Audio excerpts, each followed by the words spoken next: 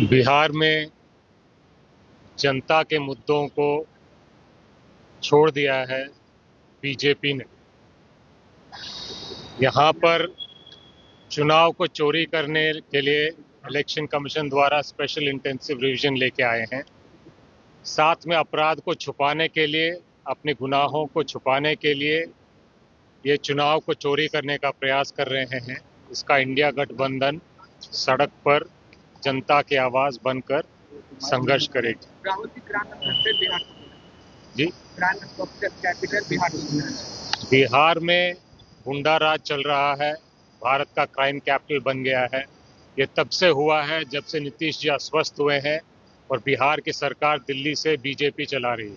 ये voter list में किस तरीके से 35 लाख से अधिक नाम कटने का हो गया है चुनाव आयोग जनता का चुनाव आयोग नहीं रहा, बीजेपी का चुनाव आयोग रह गया। खुली चुनौती देते हैं इंडिया गठबंधन की तरफ, ध्यान से इसको सुन लिया जाए। इलेक्शन कमीशन ऑफ इंडिया को इंडिया गठबंधन की तरफ से खुली चुनौती है कि जितने वो वोटर एनरोलमेंट की बात कर रहे हैं उतने वो रिसीट दिखा दें। अगर दिखा दिया तो हम मान जाएं।